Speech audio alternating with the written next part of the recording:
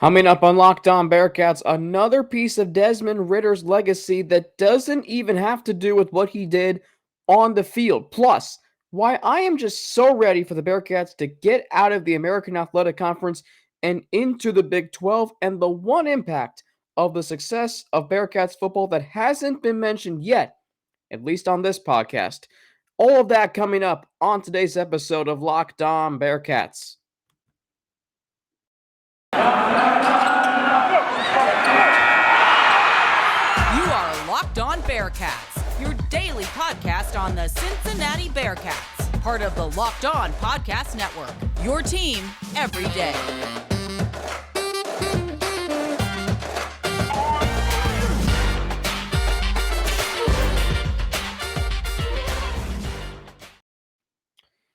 And thank you for making Locked On Bearcats your first listen of every day. I'm Alex Frank, welcoming you to today's episode. So much to get to today. I want to start with Desmond Ridder. I want to start with football today. Not a whole lot of basketball news to get to just yet. Other than, of course, Houston did move up to number 6 in the AP Top 25, and that's what the Bearcats are facing on Sunday. So the number 6 team in the country coming to Cincinnati. Could be fun. We'll see. Anyway, so, throughout this season, and this is Cincinnati football. By the way, how much fun has football season been in Cincinnati this year? The Bearcats went to the college football playoff. The Bengals are going to the Super Bowl. I still can't process that. And yet I've been a fan forever. Anyway, so both teams were driven on the field by their quarterbacks. Desmond Ridder for the Bearcats, Joe Burrow for the Bengals. Both quarterbacks were number 9, which, by the way, number 9 is a very good number for a quarterback. Heck, both starting quarterbacks in the Super Bowl were number 9. So Desmond Ridder, much like Joe Burrow, and this is what the Bengals Super Bowl run has featured. One thing, and I wanted to hit on that here because it relates to the Bearcats. Both teams in this city had quarterbacks this season. The Bengals are going to have one for a long time, hopefully. Both quarterbacks are confident. They have a swagger to them. They have an edge to them when they talk and when they play. I mean, it's an earned confidence. It's an earned swagger. And Desmond Ridder, in college football, the head coach is the face of the program because players come and go so frequently. It's not like the NFL where a player can stay for 20 years if you're Tom Brady or, 18 years if you're Dan Marino or John Elway or players like that. But college football, the coaches are the face of the program. Like when you think of college football, right now, if you had to name the most recognizable player, or I'm sorry, most recognizable figure within a program for the Bearcats, you'd probably say Luke Fickell. I mean, the same goes for Jim Harbaugh. He's the face of Michigan. The same goes for Dabo Swinney at Clemson, Nick Saban at Alabama, and Urban Meyer for a while when he was at Ohio State. But it is ultimately the players on the field that are performing, and that's why Desmond Ridder is so revered throughout Bearcat Nation, throughout the community of Clifton. He's going to have his name in the Nippert Stadium Ring of Honor one day. It might come sooner rather than later. It should.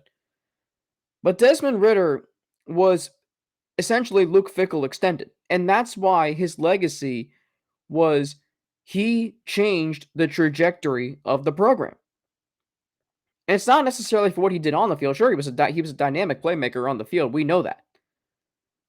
But what Desmond Ridder also did was you wanted to tune in to his press conferences and hear what he has to say. We like to do that with Joe Burrow because he's seemingly saying something great every week. Like this past week, he said, I make too much money to have fake diamonds. That's a great quote, by the way. That is a fantastic quote. But Desmond Ridder has also said some things over the years. One quote that struck me. Go back to 2018, after the comeback victory against Ohio, where he said, when I step on the field, I believe that I'm the best player out there. And I was kind of taken aback by that. I kind of thought that came across as overconfident and arrogant a little bit.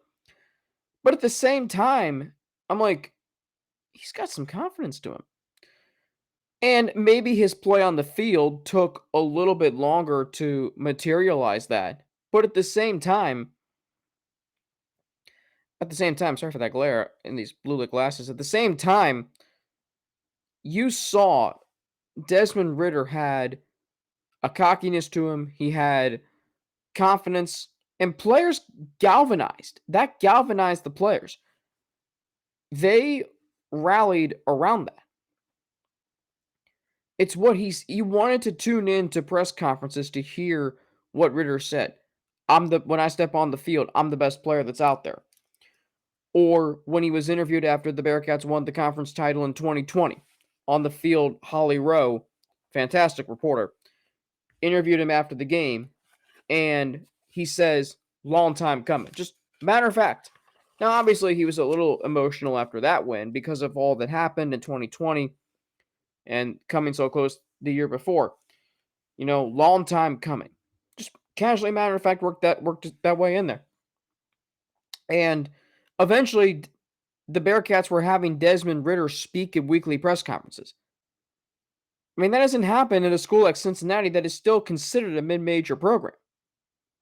But Desmond Ridder did that. The head coach, like I said, is the face of a program. He recruits, he lays the foundation. It's his program. Players come and go too frequently to be the face of a program. Temporarily, you can. And I think Desmond Ridder was that. Because he reached such a status where he set multiple school records, where he set multiple conference records. He became that great on the field that he was, like I said, Luke Fickell on the field. But you wanted to tune in and hear what he had to say because he carried that swagger to him. He carried that confidence to him. Every time Desmond Ridder stepped out onto the football field, and this was probably from 2020 on, Desmond Ridder gave you that feeling of, oh, we're going to be okay. We're going to be productive. We're going to score 40 points. We're going to win every game. That's what Ridder gave you. That's what Burrow's giving the Bengals right now. Ridder's legacy is that, yes, in addition to the head coach being the face of a program, so too is the quarterback. Especially at a school like Cincinnati, that's still a mid-major program, to have a player come in and extend what Luke Fickell's attempting to create as the foundation of a program. It takes a very special player to do that, and I believe Desmond Ridder is that player. Was that player for 4 years. Any quarterback that follows in his footsteps is going to have some tough shoes or a tough bar to measure up to. Desmond Ridder set the standard. You wanted to hear what he had to say every week. And once his play matched up to his confidence, it was a match made in heaven. It was a deadly combination because he was so confident, the way he carried himself, his evolvement as a leader, and as eventually a father, and he's going to be hopefully married to Claire very soon. It's amazing how far he came because he came in with that confidence. And maybe it wasn't necessarily an earned confidence. It maybe came across as arrogant. It maybe came across as cocky. But once his play picked up in the second half of 2020, you wanted to hear everything he had to say. He was Luke Fickell extended. Coaches are the faces of college football programs. Bear Bryant, Woody Hayes, Bo Schembechler, Nick Saban, Dabo Swinney, Mac Brown, just to name a few. But Desmond Ridder showed that a player can extend that face of a program onto the field and off the field. And that's with college football players coming and going, entering a program and then leaving a program, whether it be the transfer portal or the draft, frequently. That's what Desmond Ridder did here at this university. Up next, something I saw yesterday, and something that I haven't really been paying attention to much this year until yesterday, but I'm going to start definitely once after the Super Bowl. I saw something yesterday that made me realize that the Bearcats being in the American Athletic Conference offer severe disadvantages and limitations, and you probably already know them, but what I saw yesterday put all of that into perspective. All of that next here on Locked On Bearcats, but first, I gotta tell you about Bet Online. There may be betonline.net. Excuse me. We have to say things differently now here. BetOnline.net. There might be less football being played, but BetOnline.net has way more odds and info for this playoff season, from scores, totals, player performance props to where the next fired coach is going to land, which apparently Josh McDaniels is now going to Las Vegas. BetOnline, he wasn't fired, but he's going to Vegas. BetOnline is the number one spot for all things NFL betting in 2022, and it's not just football. BetOnline.net's basketball, hockey, boxing, and UFC odds coverage is the best in the business, from sports right down to your favorite Vegas casino games. BetOnline is your number one online wagering destination. BetOnline, the fastest and easiest way to wager on all your favorite sports and play your favorite games. BetOnline, where the game starts. BetOnline.net. And once again, thank you for making Locked On Bearcats your first listen of every day. We are free, available on all platforms. Alex Frank here with you on this Tuesday, February 1st. Happy February. To all of you, the Bengals are still playing in February. That's good. The Bearcats are contenders for an NCAA tournament berth, and that's where I'm going to hit on here, because this is what playing in the American Athletic Conference irks me.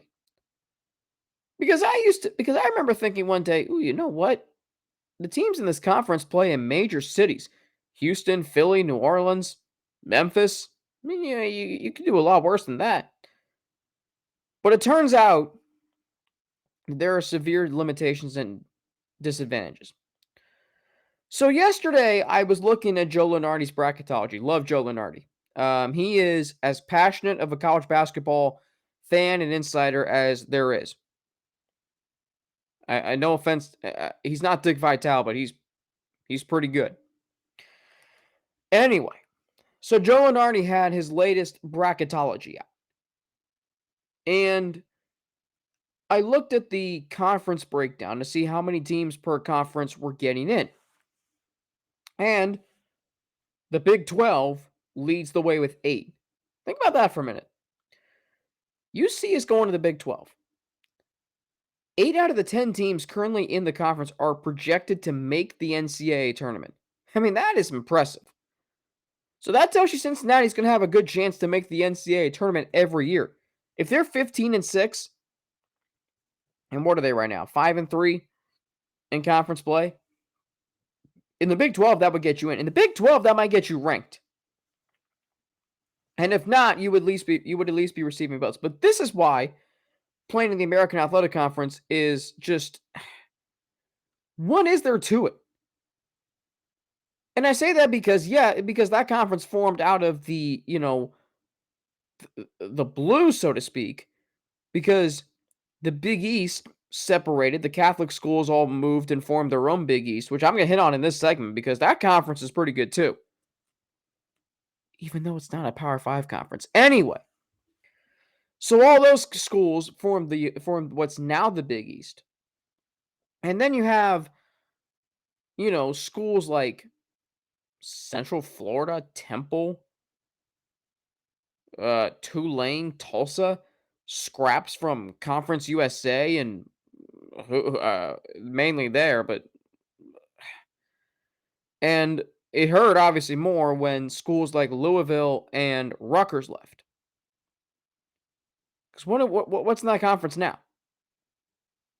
Yeah, Memphis and Houston on a basketball level, but football?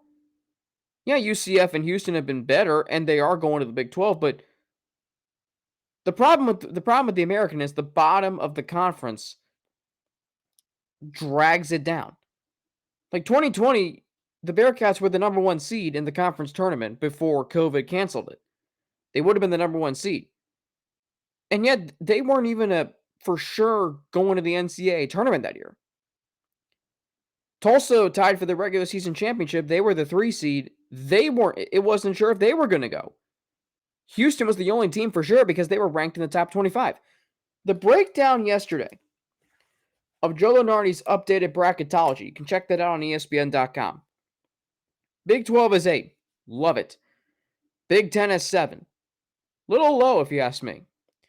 Big East has 7, SEC has 6, ACC has 5, West Coast Conference with 4. You heard that correctly. The West Coast Conference has 4.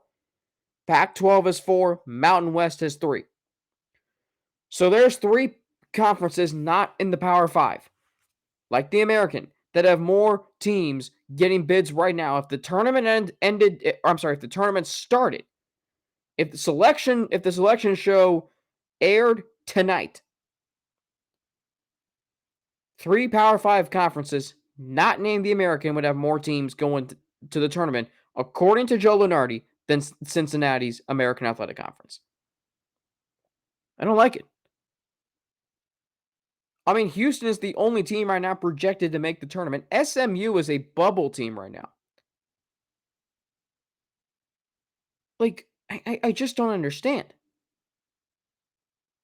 The American Athletic Conference will always be dragged down by the bottom feeders. And look at the teams coming in. Rice, no offense to any of these teams. Rice, FAU, Colorado State, Southern Miss, UMass. I mean, it's not going to get any better. And that's why I'm so happy UC is getting out of this. Because you're going to have more opportunities for national exposure. You're going to have more opportunities for better television deals. You're going to have Power 5 resources and allocations. So I look at the bracketology breakdown. And I just think about, the years where the top of the American was good. 2018, Cincinnati was ranked number 8. Houston and Wichita State were both in the top 25, and those were the only 3 teams who made the tournament. Tulsa was a 4 seed. They weren't going. Memphis was a 5 seed. They had no chance unless they won their conference tournament. You're not going to get that in the Big 12. You finish 4th or 5th in the Big 12, you're probably still going to go to the NCAA tournament. I remember the Big 12 had 9 teams recently in the tournament. 9 out of 10. That's 90%. And really, what does the AAC provide outside of traveling to major cities to play? The television deal is not very good.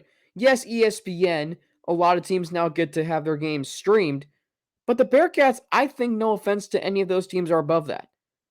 The Cincinnati Bearcats, as a historically really good college basketball program that's won 2 national championships, been to 6 Final Fours, have had a handful of players come through the program, deserve to be on ESPN numerous times a year.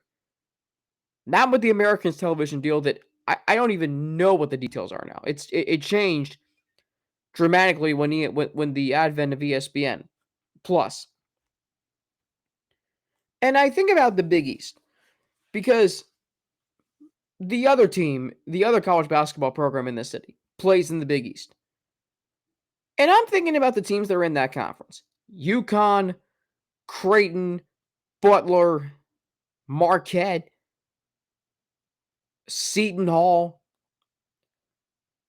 And those teams, Xavier included, those teams draw major crowds to every game. You don't get that in the American. Houston, their fans don't even pack their beautiful new arena. Cincinnati's does. You will not see that when UC joins the Big 12. Oh, no. There's going to be packed houses. I'm watching Kentucky and Kansas Saturday night last week. I cannot wait for Cincinnati to play in Allen Fieldhouse. That place gets rocking before tip-off. Whew.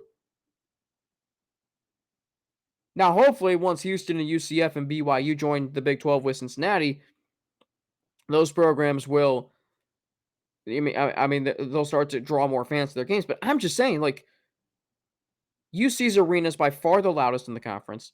It's not even close. Memphis will get a lot of fans in their arena. I'll give them that. But you're telling me that Temple, Tulane, and South Florida attract fans? They don't.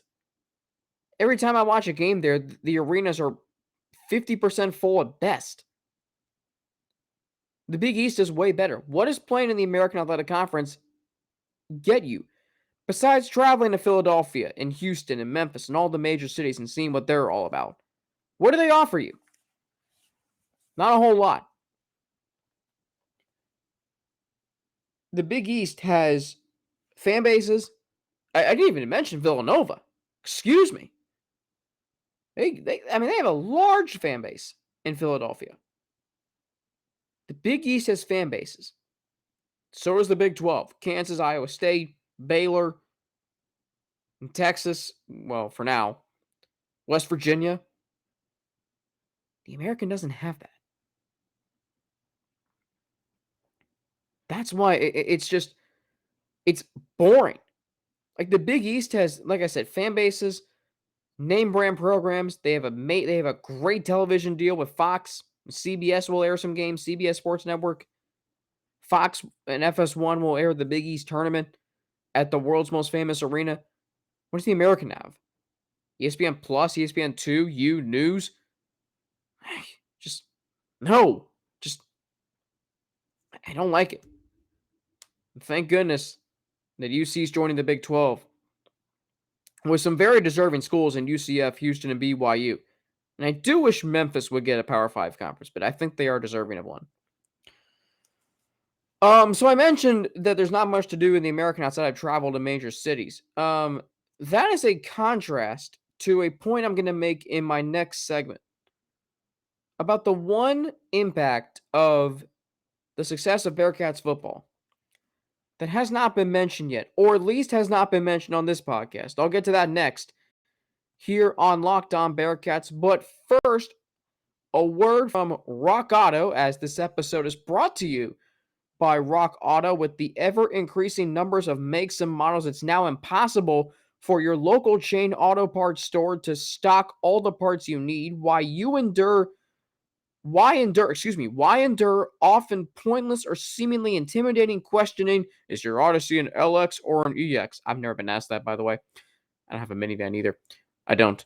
And wait while the person behind the counter orders the parts on their computer, choosing the only brand their warehouse happens to carry. You have computers with access to rockauto.com at home and in your pocket. You can save time and money while using Rock Auto because they are a family business serving do-it-yourselves for over 20 years.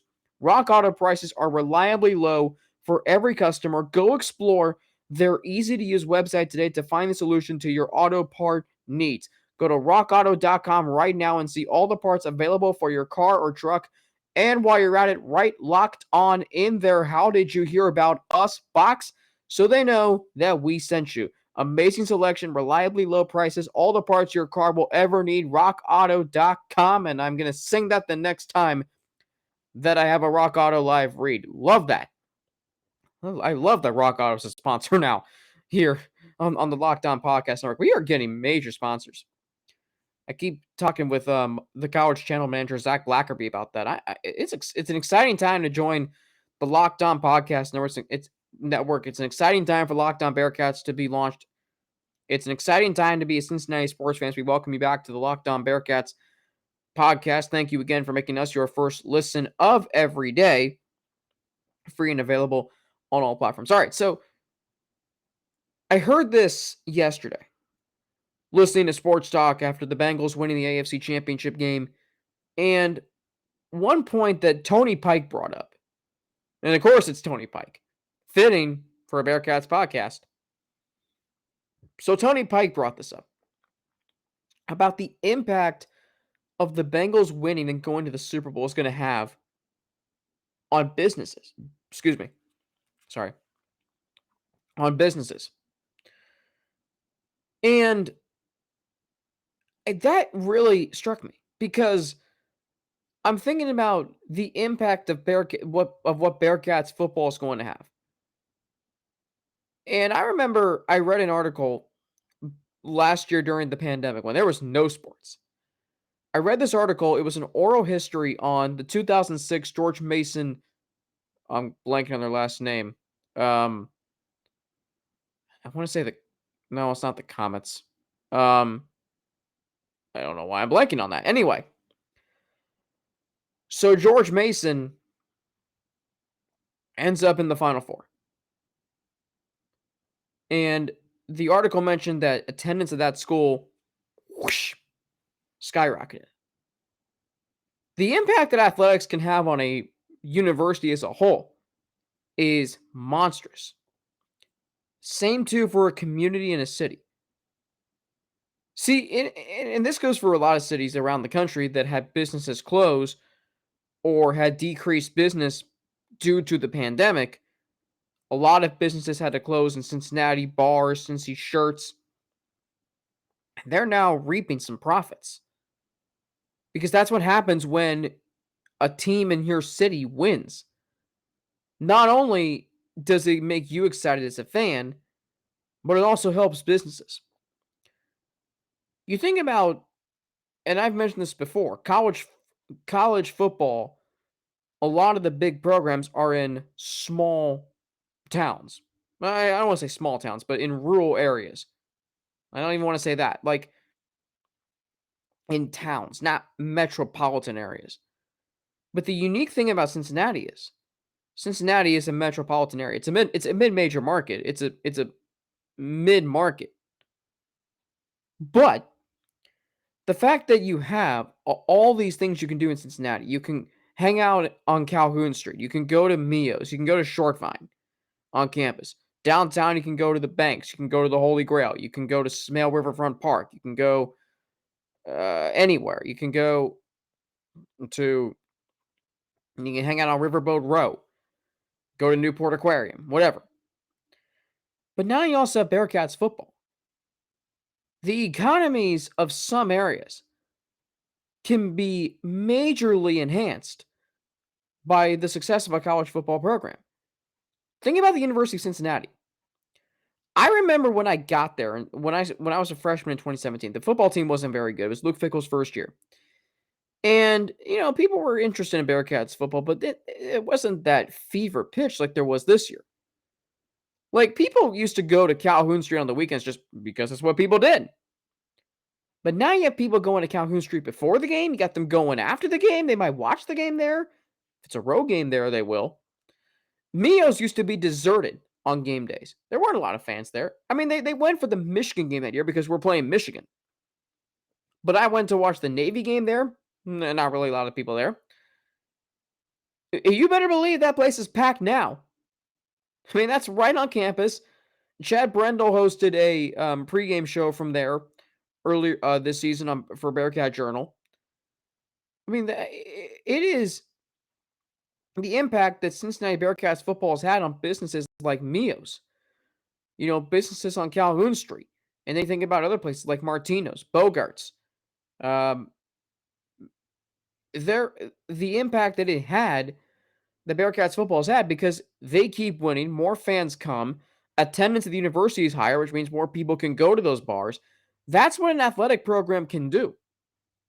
That's what a football program can do. And you think about areas, I'm looking at my notes, you think about areas like Tuscaloosa, Clemson, Athens, Georgia, Baton Rouge. They live off of game days. Like, I guarantee you, game days make up a large chunk of the success of their economies down there.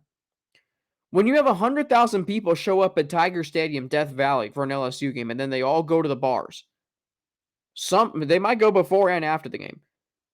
And if you have families coming in, they go on the weekends, which means that's more days and more customers at your bars. That is significant.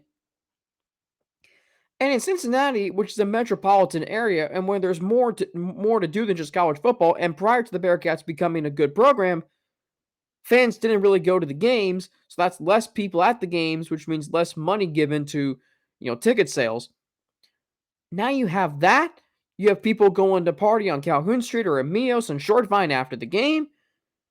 For the Bengals and their success, you're going to have a lot more people going to the games. You're going to have season ticket.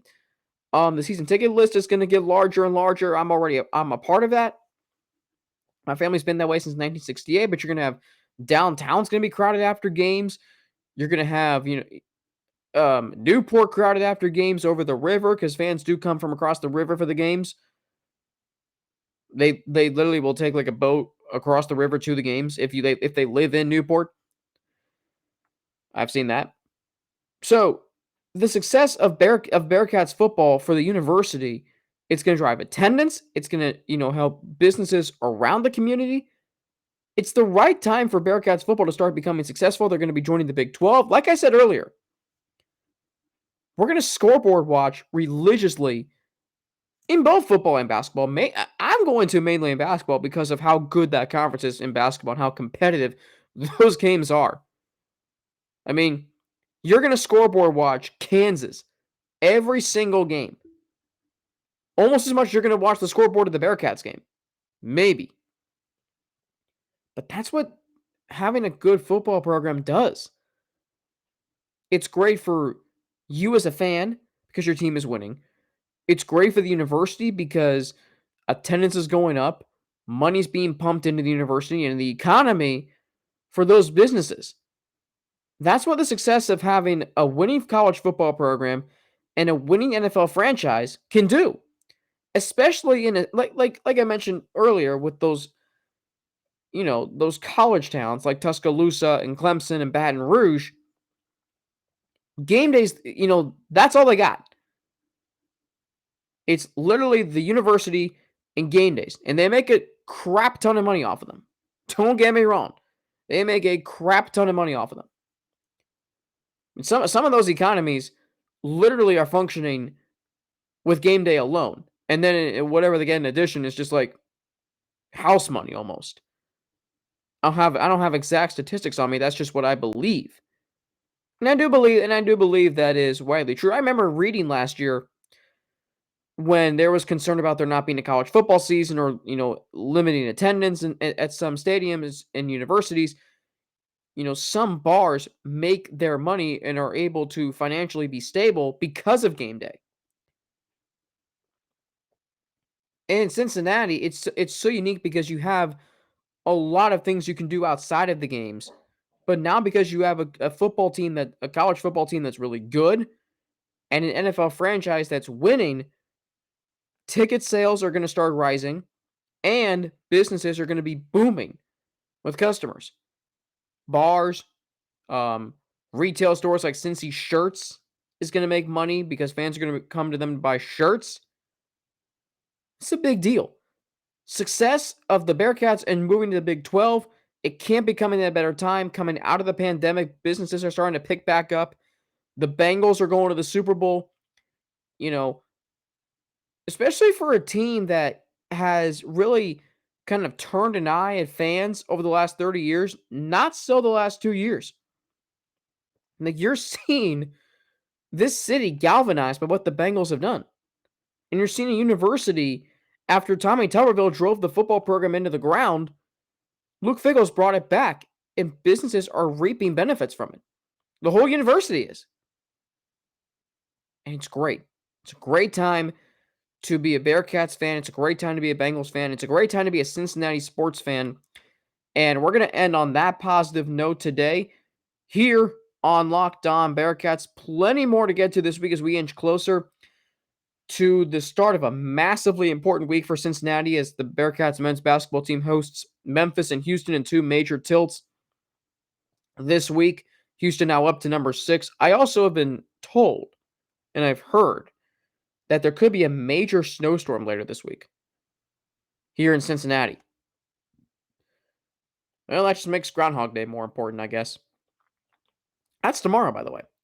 Anyway, you can always follow me on Twitter at Frankie_Natty with 2 N's, as you see on the screen, NNATI. You can follow me on Instagram, AlexFrank9_, and email me at alex3frank@gmail.com. Once again, thank you for making Locked On Bearcats your first listen every day. Now make your second listen Locked On Bets your daily one-stop shop for all your gambling needs. Locked On Bets hosted by your boy Q with expert analysis and insight from Lee Sterling. It's free and available on all platforms. I'm Alex Frank. I'll be back tomorrow. Until then, have a great rest of your day.